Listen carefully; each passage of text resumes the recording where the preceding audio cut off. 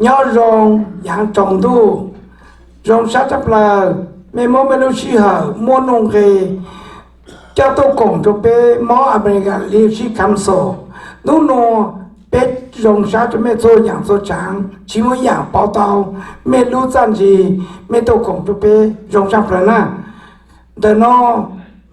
bé mó America lưu sĩ khám sổ bé rong sát ô châu cho mẹ cho nà cho gì số lên số tu cho bán nhà bán xa bán làm bán ru số tu bán cho bé mỏ America lý sĩ khám sổ bé dân dùng rộng mẹ lúc ra luôn gì dùng rộng mẹ tu san gì san chàng bên khám san gì bé chỉ na ô châu cho mẹ số tên số tu chỉ tao lên từ lúc bé là sáu sáng là chàng nô nô bé mỏ America lý sĩ bé ua chỉ bé lu na ya bé mong số tu lu ya dùng sát lắm là mẹ chừng một cái sát lên trừ bán cho bé số lên số tu bán cho bé lu công hào mong am này cả lý sĩ khám sổ nô nô bé yêu mẹ trâu bé chỉ mới nhà chỉ cho mẹ ta chỉ bé mỗi lu lu khó khó mẹ sụt là trâu sư số dạng số trắng lu công hào mong am này cả lý sĩ khám sổ nó bây giờ lu công hào lu sang càng cho tu chân thành chế mong sĩ tư nó chứ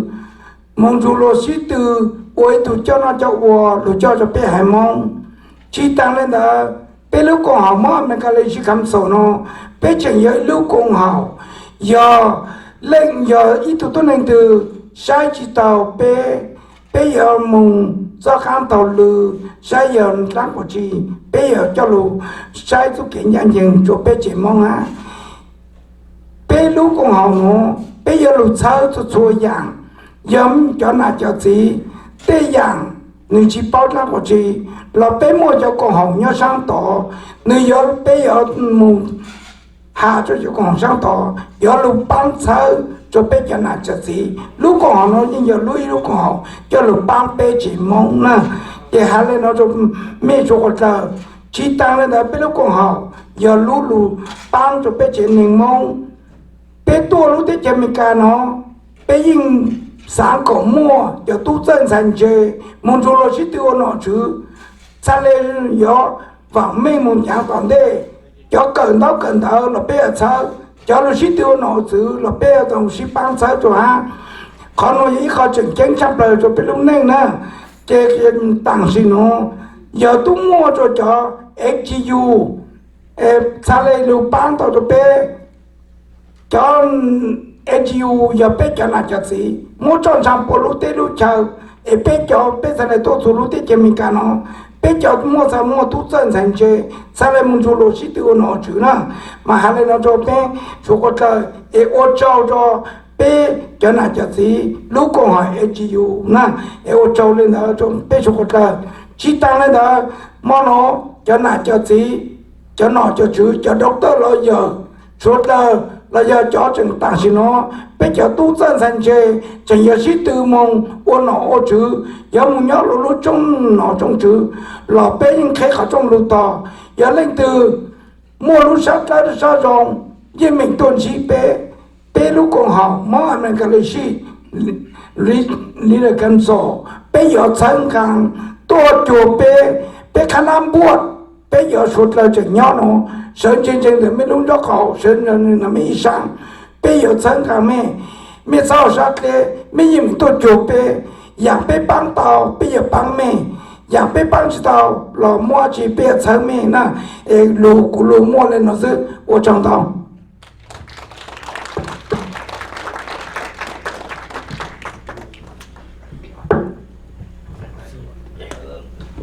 ok hai đứa tăng tới giờ phát hành mai giờ tụi phát hành trừ lúc cùng họ mong ở mấy cái nó sẽ không số này tuần tí mù bé cô giờ mua cho phổ trừ sinh nhà tôi hay tôi share được bé thía giờ đi tụi phổ trừ sinh giờ hay được tăng tới nó giờ nó tận bông bia sa ba và khai plastic giờ để có bao tuổi ổn định cho nó vút sra thọ sĩ cho cháu vấn đề vút sĩ na tao học của tôi mà nào cũng ba hai tiếng chẳng một chọn ở chữ mình cả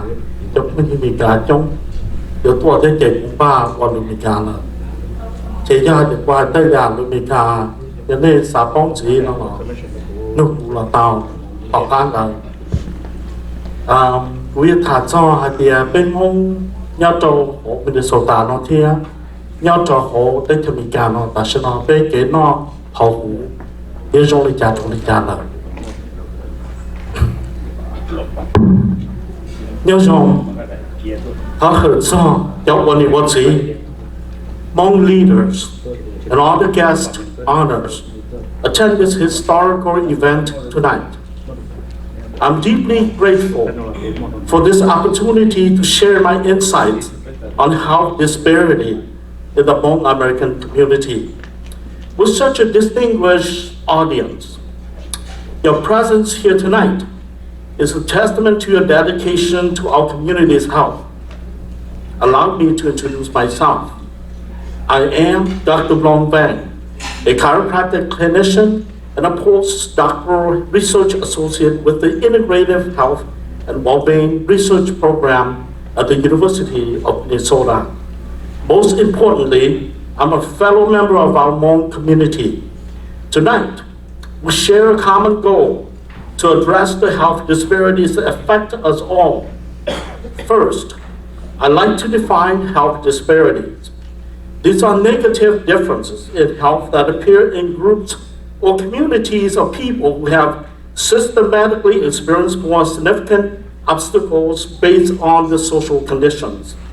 also known as social determinants of health. These include a range of factors, including race, ethnicity, education, income, language, and others. We know that the Hmong community in Minnesota and throughout the U.S. have experienced significant social obstacles that can affect their health and well-being. For example, while poverty levels have improved over the last 3 decades, about 15% of the Hmong in Minnesota still are below the federal poverty line, and about half of the Hmong households report incomes of less than $50,000 a year.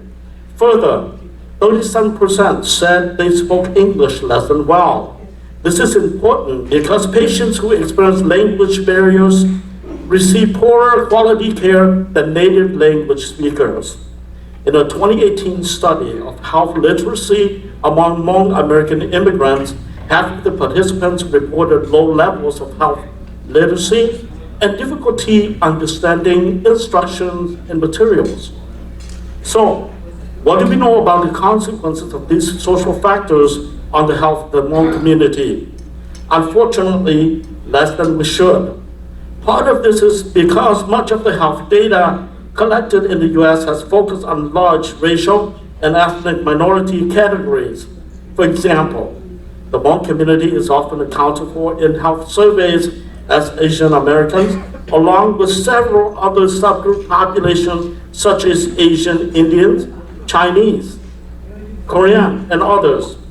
all have very different histories, cultural backgrounds and practices, health-related beliefs, diets, education, and social-economic barriers, which could significantly impact health outcomes. Of the relative little data that has been collected, we see the US population experiencing significant and widening health disparity. For example, Hmong Americans have higher rates of several cancer types, hepatitis B, and diabetes compared to non-Hispanic whites and some other Asian groups. They also have lower cancer screening rates, or are more likely to die from certain cancers.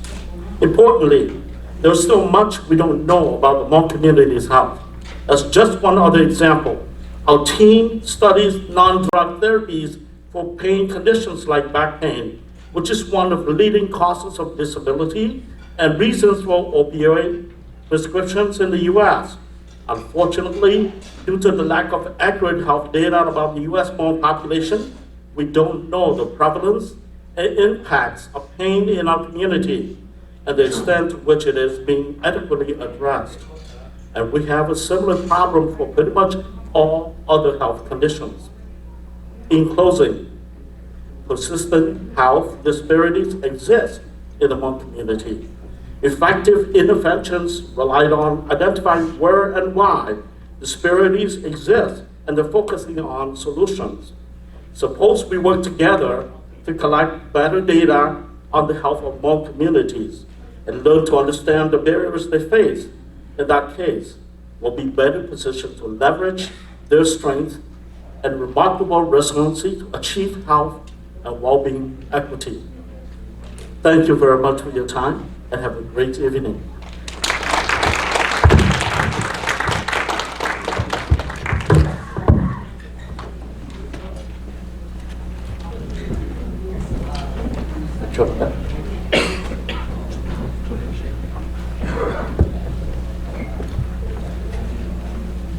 President Banquet, Iran Zito, Dr. Bisaya. Banquet pe hayo halu tunti tante namu. Pe kumu itu nak tu na lao. Or itu ni apa ni peti ya itu Hmong community. Saka ne President Banquet 在ต่อท่านใจหนูว่า do là hai bé lùi tới kia đây.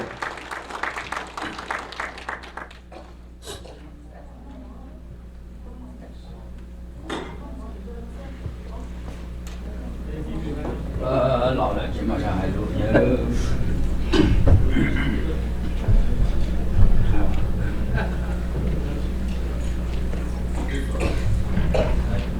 Hai linh đó nè, nó bé cùng với nó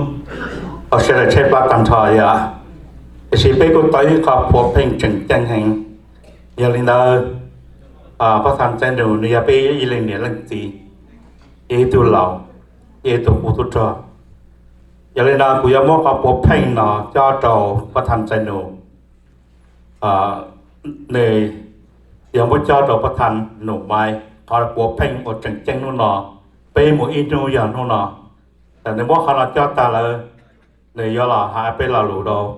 bên sẽ đợi ok thứ xe cho nên là ông mua nó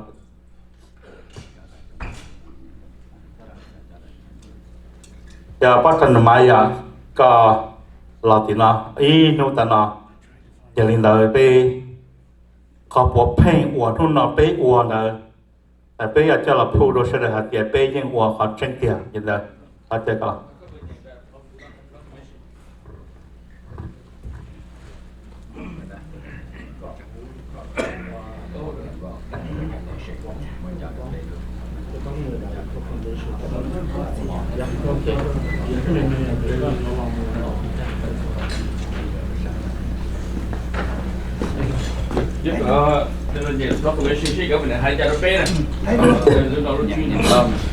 Giờ lên đây đánh tới trình chính bắt tay lúc nào tới cả và anh phò đang làm một nhận áp bên là lối đó bên đúng chưa?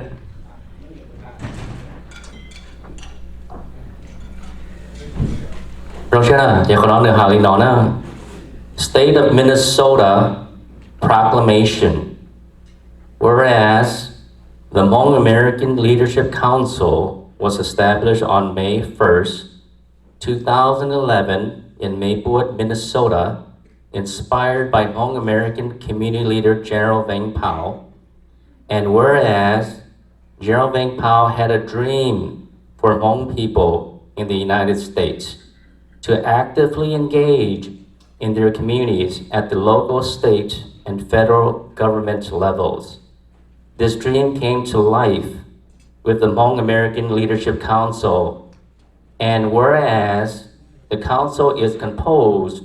of elected Hmong American community leaders who represent 18 Hmong clans and work in service of others by collaboratively resolving conflicts, acting as role models for their friends, family, and neighbors across Minnesota. And whereas the Hmong American Leadership Council's vision is a united community that is healthy, productive, and prosperous with strong representation in all sectors of nonprofit, philanthropic, and government organizations. And whereas the Hmong American Leadership Council's mission is to establish a powerful cross-section partnership to advocate and lobby for public policies that address the needs and priorities of the Hmong community. And whereas the Hmong American Leadership Council's goal are to endorse and support candidates that are committed to the advancement of the Hmong community's values and interests, to establish and implement a civic engagement and leadership training program that prepares individuals for elected offices, and to partner with elected officials to introduce and support legislation to protect our rights and liberties and ensure equality and justice for the Hmong community. And whereas we honor the Hmong American Leadership Council's commitment to community and collaboration among the 18 Hmong clan it represents. Chang, Chu, Fang, Hang, Her, Kang, Gong, Gu, Li, Lao, Mo, Pa, To, Va, Vu, Xiong, and Ya. Now therefore I, Tim Waltz, Governor of Minnesota, do hereby proclaim Wednesday, May 1st, 2024 as Hmong American Leadership Day at the Capitol.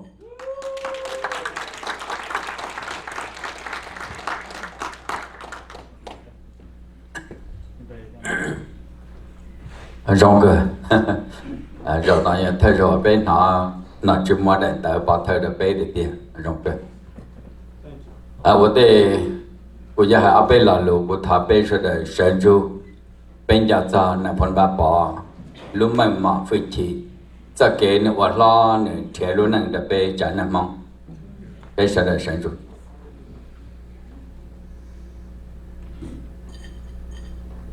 ở trong sẽ để rộng vấn đề là hơi bắt thà nộp máy bây giờ tụi thầy cho nhau hậu lưu cộng hậu mong America Leader Council đã được gọi cho khả năng để hợp cho tu đầu tư lỗi giờ cho thầy cho để bê trên nằm mong của áp bê thủตัวđầu nó nhớ đồ mà nó mà giờ chỉ chân thì giờ một tỷ state capital lọ sư chỉ giờ ít lúc công trình đã chỉ sẽ để thế lý tôi chỉ cho nè cho nó giờ cho lọ tỷ là nó mò sư em thấy này được nè lúc còn họ nó chỉ chân giờ chỉ cho lọ để là phương nào bỏ đủ rừng mua em thấy này được nè giờ bỏ rồi là hay giờ trong tư hành nó đó xong lọ đó ít cho họ chỉ đã bỏ rồi cái nên xa đi đó สมัยเดิมว่าประธานมาซ้อแท้ประธานบ่าวบัวละมุดเราเลยจ้องตุอยากจะละจีจาลูกของเขาเนาะมาว่าซ้อกูต้องเสนอตอนในผลว่าปอให้เดี๋ยวจ่ายลูกของเขาในผลเดี๋ยวจ่ายของเขาได้จีจ่ายลูกของเขาเราเชิงกายไปเจนมองจะเก็บบนนอกจืดในผลเดี๋ยวคนเดียวลูกเจ็บมัวเจ็บจริงเดี๋ยวต่อว่าthế thì cha tao lúc còn hồn ta thọ cha tao lúc còn hồn ta lo mà quan tiền chấm bài lo cho policy nhau cho họ mà nếu khách hàng thì có ý sinh cho họ lực nè nếu muốn tao giả hay sao cái trong cái cỏ cái block cái thua bỏ là giờ cái block cái đủ cái thầu ta một trong tụ thời cho còn này muốn tao tụ nhau cho họ cho lo này một trong tụ để thời cho lưu lo xí chỗ chùa đi nó là để cho thời cho là phụ là tờ là là tờ là thì từ mùa lưu có gì sinh từ mùa lưu có gì sinh là chẳng hay trả luôn nó là và đây chỉ thế giờ đi cho hồ lực này giờ đi tới nè để thời trong đi nó mà qua một thì sẽ đợi giờ luật tờ sớm mai tờ bắt thà bắt so nè cô hạt địa giờ sẽ đợi chỉ bảo rong để lúc có gì sẵn nó mua nữa lúc có bao sẵn nó mua nữa nhiều hậu lực giờ cô thấy hạt đó bắt thả bắt sao hạt địa bỏ chỉ tao đi ta để được cô giờ này tôi giờ gì sớm mai nhớ tới chờ lại rồi để lại cho nó bỏ lên nhà nó nhẹ đi được nè cụ thể để tôi chỉ đạo lên đó có yếu tố lòng có cho bài lộ nhớ đó nó đó ta có chế tiết khó lý có tổ sân ở đó là phần sự còn đó giờ họ là ba mong giờ kế của nó chứ nhờ các bao kế đồ các chống kế cỏ mong cái lý kế dài cho được có gì sản thân đó ấy có sao左右hay là như thế mà chẳng được khó thì thế đó có của hắn đã chủ sĩ đó có lo nè của hai là cho nên sẽ đợi cho cái tiền này trả bây giờ mong sẽ đợi bây giờ đợi hoặc cái thời phong can trả tuần nhà bây giờ là tập bao giờ gì sống bao giờ chưa sống thọ bây giờ tờ họ đối với trả lòng chân nè phần là bỏ hai đầu CIA hai tiền của chẳng mong và tàu công tệ này ni và trò chấp lọt tua lại bây giờ chiếc xe tủ từ ai để giờ tua trở ni sẽ tệ tua sẽ kể bắt được ni nó nói cho sinh giờ ni kia ni mua bây giờ chơi thì bên mong tua ta đừng lọt tệ giờ tua được dám lọt lia lọt đâu nhà là cổ tệ Soviet đi gì hay là nào giờ lên đó mà bố giờ ni cho bố mua chơi lại mà chỉ tao giờ chủ cho cả tan thao của dân mong lúc xưa thì mà hay để cho to công tiền là bố có trò nó anh đây để cho này thế hạt thế cho tôi trò anh này cả thế là để giờ đi chơi cả mua ở bàn xí tôi theo tôi ý là bàn xí ít của năng có khâu khua năng có khâu khua ở đó tôi đi bỏ bây giờ ít của năng có khâu khua chỉ bố giờ khâu khua gì chọc lâu nhớ đó nè để cả cho nó tôi giờ nông hay đi đâu chỉ giờ lên nó mà nó của hai đứa này sẽ đợi bên mong tôi được tới chuyện là chỉ tôi giờ nông ấy qua mình nhiều xưa sẽ để tôi giờ nông sẽ được thì bỏ là qua ít chân nên giờ chế bao ta sẽ lo sẽ đã bao giờ liên sạc cùng chỉ hay bao nhiêu gì này chỉ hay sạc cùng mong lo America nhớ đến chuyện nó sẽ được thì plum với ít cho nên và mình là thì tiền nè giờ khán đỡ giờ này phần nuôi rẻ mua cha khán đỡ mua cho đầu tư lâu giờ tôi chân thành chế mình tàu tụ thầu mộtวันนั้นmua tiền rồi nụ nhớ trở đến chuyện nó cha khán đỡ chẳng mua cho mộtวันnọ một chữ chia sẻ mong sự sai khét đủ khét đỡ còn nọ và chữ nhau lúc đấy chơi nọ nên giờ lên nào vậy là phần tôm bao xóa hay để cho mong tôi dân nông là gì dân nông toàn tàu giả nè của hai đến là chỗ này sẽ để cho cái tên này trả trong mong thì sẽ để bao vậy không đâu của hai lên đó của làm món hai lúc còn hậu nó chắc chắn được bị chuyện là mong số món này thì giờ cho tôi chờ tôi về nè sao chị cho lầu liệp bê này là cho nè nè cho đầu tư lâu giờ nè nè là cho nè nè là khó nè là thế nhiên thế gì nè là bá bông đâu cả lúc còn nó giờ lo chua khó và mình để theo tầm mong nè rong cha khó nó thì chỉ nè cho luôn nè chỉ muốn nè từ cả là qua vì lúc còn nó mà qua đâu sư chỉ tàu nhẹ nè qua đâu sư vốn thiệt chỉ cho lầu đi nó sư để cho là nhiều các bảo là sư trong mỏ thì nào là để cho là nhiều các bảo là sư giờ để ni cho luôn này nó tận đây ni giàu xe là vốn thiệt là ba là vợ cho bố nhau họ tại là liệt chơi gì thiết kế cả bản mang theo lo chua đồ lúc còn họ nó bên mong ở tuổi họ chờ tiền tờ đồ rất kế của nó ở chữ nhau đồ lúc đây chờ nó bố và thế chế xe để bên trong mong你是的么给工的，我是的这。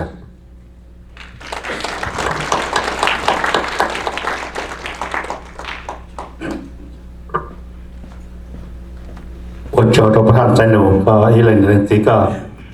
还到一路出些天的条的比较，罗要好拿去到包比较根据呢。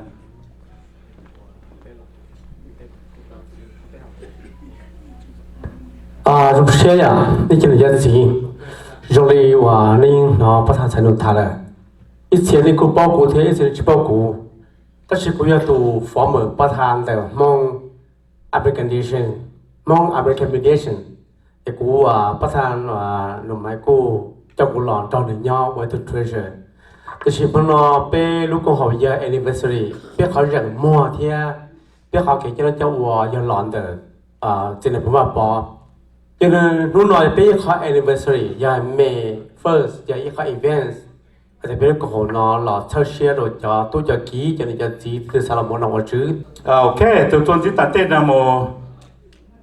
cô ấy từ chơi bên lúc còn học mà mấy cái lịch khám sổ nó thì để cô ấy từ ba bên thì giờ đi đâu bên thắt professor Lý Bảo Song thắt có là hai bên là lối chơi share là bên sẽ được phát Lý Bảo professor Lý Bảo này thắt có đấy là một cái tàu phan gì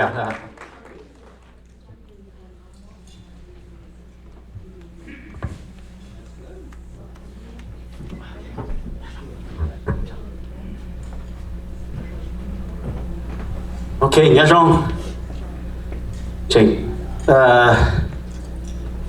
Chị tập báo thật sự hạ lại cha ha rồi, nhưng mà trong sáng đó cứ hát thọ hồi từ bắt hàng ha, mấy khán giả ha, tôi cho cứ mấy họ mua của cho là mấy anh chân đã được một hai bên gì, xong nói là ít xong special tôi bé tích cho mình cả nó cơ, nhưng mà hai là một cái của special tôi lúc American Leadership Council đó. Giờ vì lý do lúc mà cái leadership council nó giờ lúc còn phụ cái lúc mà trang chữ ha chơi nó chơi chữ nó là trang tàu sẽ chỉ chơi của một chỉ tàu phát thì ha chơi là giờ tại cho nó cho chữ nó một chỉ tàu không được nó bé nó là bé tàu mà ha là mà trong nó giờ election year president election year mà bằng từ là những chờ ha trên vàng bé on the way over của nó có chỉ thẳng của Minnesota Public Radio của ta show nó cả sẽ bây giờ tôi lên phim chờ giờ cho cứ support Biden ha Trump là reduce in half giờ lần đó là chỉ ní khá tao ha ta buôn chờ bé giờ how do we use có cái buôn chờ bé là được một đồ bé họ advantage ít khó cái cú cụ ha ta nhớ lời ta chỉ nói là bảo ta họ sẽ nhận được một hà nay muốn cho biết tôi tới chuyện mình cả nó sang của bé tơ ban gì mà này nó bây giờ nó tôi lọt tàng rồi tôi sợ chỉ số to họ chỉ tổng bay họ chỉ tổng bia trong xã họ kêu ta Hmong American Leadership Council một họ sẽ mua they will train the next generation of leaders, civic leaders. Okay, cho cái yếu là một cho tôi tận thế của bố được bao bố được king, bố được bao giờ bên mong cái cho nó cho ô sẽ là gì? Chưa cái chắc chắn thì cái trai thì cái cho nó cho ô của bố bao giờ cái ô nọ ô chữ để họ nói giờ để họ tới lúc rảnh mua cái thầu cái bên mong thầu cái từ cái bên nát thi cái bên chạy tụi mình lại mong này nè là bên một cái cha sa là chỉ một next generation kia là một bang cái gì mà chắc chờ được cái gì tôi chỉ cái nhà ít tôi co-trainer cũng tao đưa đi train tao ở xong nữa cũng mà họ train nó mà chỉ chờ còn tao gì tôi cứ gì lâu tôi cứ train cho nó hành trang bây cũng mua cho tôi nên cứ nhau tôi của audience cứ cho civic leaders cứ nhau họ program nó hay rồi một chính có thunder là nè như nè sao cũng biết sợ sao cho nó cho next leader cho cái biết train to awesome nó nè biết sợ sao cho xong ta nó ha cho xong nó ha nè ok vậy bây giờ bùa ta tôi cho floor very competent tôi cho một bệnh sử ha tôi cho cái mò xa cho bé mong sư vậy chỉ lúc nào của chị phụ tôi sister lúc mà hai đứa cô tao lúc cái sang tao information to the serve committee nhớ thì state tôi có mayor của bộ mayor tôi sao vậy we got a couple of people that are applying for the boards and commission we need your help we'll hold her accountable too mà những lần đó là mà bây giờ cho kỳ là một sợ chế cho bé chế tôi này là một nho cho tê lu một là hạt telu committee telu commission cứ tụ governor và tụ cứ sai chạm bố một nhau tụ phụ. So make sure you connect with Mary. Mary work for the governor's office, the office of engagement. And then you tụ cứ ít tụ cứ ya bang make sure tại trong board of commission cứ yo lo mong sao yo lo mong khu cái trái nhớ tới chờ nó lo mong from mental health lo mong to everything giờ tôi cứ giờ lo mong bang chơi bây giờ tôi đang càng tôi cũng cho board the commission nữa nè chỉ khó nói gì khó của bộ ta nó bây cũng một cho cứ civic leaders cứ bố sĩ bố cho weekend ya nhớ weekend mà bây giờ tôi chế sẽ mà bố sĩ bố cho weekend tôi muốn cầu hai chữ một homework ha chữ mà assignment ha chỉ khó nói gì khó khăn to ta tới ra ta bây thường là những một cái một sở bên thi là ha thế là tổng thể nó có chỉ là cái một sở thì nó là hành lưu là chưa bây cả nó là cái hành lưu là nó vậy mà còn nó gì khó rong mà bây mong rong cái ta thì nó có cho bây tôi cho mình cả nó một trong tụ lùa hai đứa của ta hai cho tôi này nè của tôi cho mình cả nó cũng chỉ cho của tôi cũ ha của hai nó là trong tụ nó đây mà nói là ha đây chỉ của hai đó mấy bao criteria tôi cho mình cả nó nè ý cái chủ yếu ý tôi này của họ được tôi mình cả employee of American CIA USAID cái chủ một family member thì mình cả nó lúc sợ nó bây giờ tôi này nhóm family member cái sợ nó chơi thế vậy có tiếp bé có chỗ tha hàn bây giờ mong vậy đây chỗ tha hàn under đây này phần thế vậy indirectly này phần cho bé tôi nó indirectly nhiều từ cái chơi bé một là phải chỉ cho bé bây giờ là vắng mình lên nó vậy bây giờ một giờ doctor một lawyer là một giờ politician nó mà giờ lấy nó của sao tại trong nó cái responsibility the Hmong Leadership Council is to make sure that health wise là bắt đầu từ pin là hà grow up để pin bao tầm lông xưa là vậy là bao lì bao cũng lo chứ had to health equity giờ vì lý do certain baby community này vậy certain individual more cancer đúng không giờ vì lý do nhóm này cho COVID nó impact the local community hay chấp là okay? The most impact community giờ bé cho món nó tôi biết you believe okay? Had you enough like understanding cho nó chỉ cần tao cần đó giờ vì lý do nhớ tôi nói bé mong mà ít bộ ha chỉ phản lên đó mà only 50% graduate from college để cái một cần tới college nào okay? Giờ vì lý do only 53% nhớ Ramsey County bây giờ bé giờ 13% of the population of Ramsey County, isn't it? That's why they have 10% the arrest rate, incarceration rate. Còn lại còn next step, cứ Hmong American Leadership Council vậy đó. Lúc tao bị chạm bộ nào có chữ, bị chơi bộ nào có chữ, lúc nào bị hold bộ accountable. Yeah, you can make sure cái chế cái tao cần tao là, bây giờ tao này muốn nhau tao cho position check change nó là có sai. Kata, boleh jadi bây giờ này na, bây giờ ít bộ này là chỉ trong này thằng graduate from college. 90% of all jobs require a bachelor degree. Bây giờ ta bây chỉ mua cho tuân sai rồi cái một cái tao tầm bachelor degree, bây giờ chọn nhiều để một gia nhập. Okay, education leads to wealth, right? Opportunity leads to wealth. Chỉ cái khó là tới hồi bây giờ sai, vì bây giờ tôi này you continue to suffer. Recently, cũng có hôm một, but I call liver more fatty liver nó vậy. My doctor prescribed me a prescription. I went to Target, $1,000. I'm like, whoa. You sure the insurance coverage cover all of that? They went, yeah, all deductible, all done. Your choice, a big pan. Okay, health, right? How does that impact your interest in wanting to buy the medication to cure yourself? I decided to tell the pharmacist, you can keep your money. I'll just stop drinking. Maybe that will help. So they have responsibility. Mà giờ họ nói tới họ cho bỏ cho bé sang. Election year is coming up. This is a good time for people to participate. It's a good time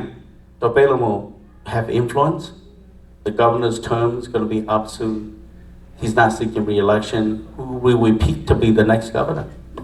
The superintendent resigned from St. Paul Public School. Yeah, bây giờ nói hiện she graduate, huh? Graduation rate very low. What can we do to make sure that maybe the next superintendent will be a Hmong person? Yeah. Bây giờ có tàu lại qua đó, bây giờ tôi chỉ cho show nó bây giờ mình to qualify mới to superintendent of public school. Whose fault is that? The public school, because they failed to train our people. They failed to mentor our people to take leadership position. That's the work of the Hmong American Leadership Council. That's the next step. Chỉ là trang chủ sư, chỉ là thơ chủ sư chứ mà hold not to accountable. So, lại hỏi tôi cho cái mail một sở của đồng hảo bên luôn là sẽ hành động person bên sang này cả. Thank you.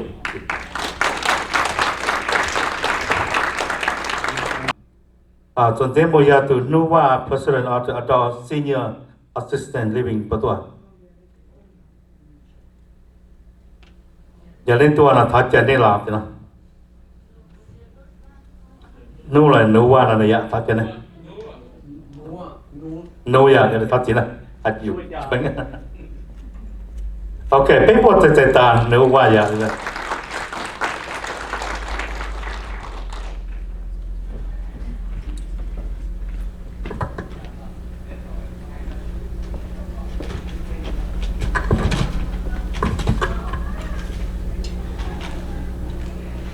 Wow, no, yeah, historical on the Hmong American leadership of the the first day of Asian American celebration, so part of history, like a proclamation, so it's a historical for bây okay, bây giờ tôi nhớ hồi đó okay, nhớ rằng tôi để cho điện cho gì nè. Cho nên chỉ cho nên giờ 9 giờ cho thời cho xua tù cho phong dư thú nó do ít thú trực chân nhớ đó the bây giờ nâng bây tôi sĩ thả nó sĩ thả cho the bây lúc nâng theo dòng ba mù tôi giá tổn đề vô lúc bây huan nụ ba we are two businessmen. Join to former investment advisor security license. Theo tổ chức nhau tỏ able view assisted living. Usao cho more American leadership. One day chỉ có opportunity for to to hay ở bên lu show stage nó theo.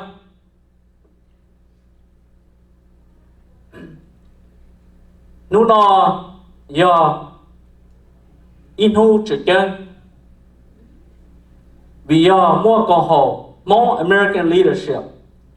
bây giờ theo lý tàu luôn nâng nhau tới chuẩn bị cả nó và mong xử lý luôn bây giờ theo lý bỏ cho kế và mong kế muốn nó mua hậu kế qua lụa kế cần đâu kế vào hỏa xí luôn theo the opportunity to live the American dream. Basically more your nurses, politicians, lawyers, CEO, doctor. More cho câu hỏi trong ý lý more American leadership nó. Cho nên đó họ cơ nó cũng sẽ và cho more American leadership và cho chúa sống nature host. Yo trong sĩ thả lý nó nên hòa tổ trong cơ lý là tổn đây nó yo nên sẽ tổ kế bá ra chi bây giờ bá đây thì họ bị bá tổ vì yo cho kế sĩ thả thêm ba tổ bây trong mong lúc nâng giá tổn đây yo ít họ trực chân hằng ấy hòa cho nên chúng ta lúc xưa hợp với mê đó cũng là hai lúc số nọ theo hòa trong đó nè.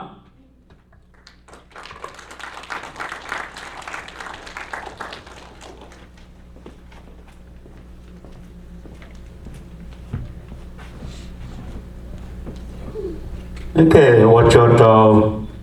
Nova ya, jadi我个条路出现的。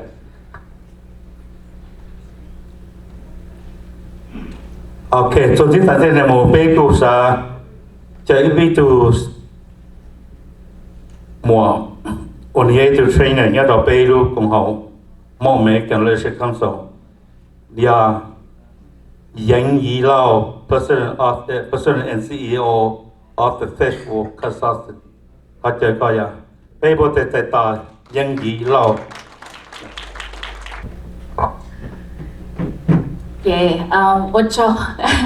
我就到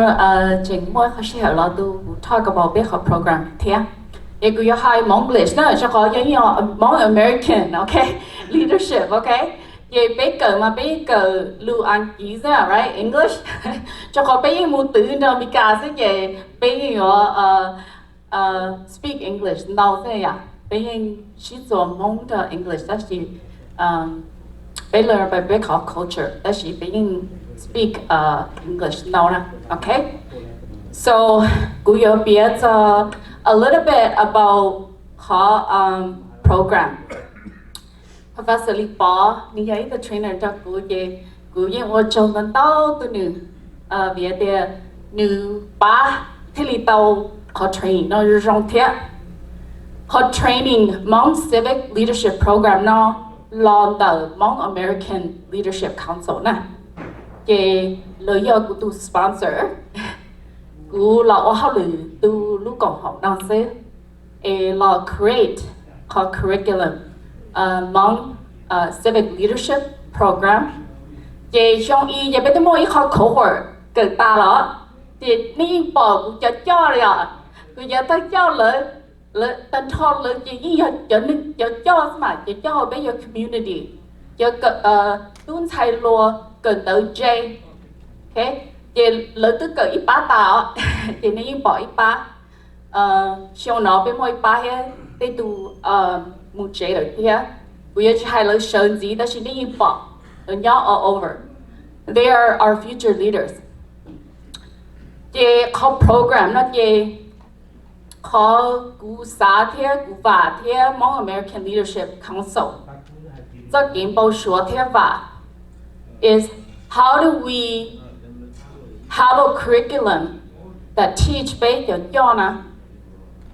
Hmong Mukau, or not only leadership, yeah, the science of leadership. Yeah, còn tôi học cái Google lo học cái dân J lo được học leadership, ôi tôi cho, okay, yeah, yo ôi cha là thế muốn cho tàu thầu lỡ tàu mà elected or official là như vậy, rồi yo cho đi cha, bây giờ cho kia cho Yamika Johnny cha, okay, chỉ có program nó new curriculum như leadership with a focus, the focus that's so different than any other civic leadership program out there. Very novel is that it includes the lens of culture. The lens of your leaders, so there's a huge cultural component to the Hmong Civic Leadership Program. And that's what really sets it apart.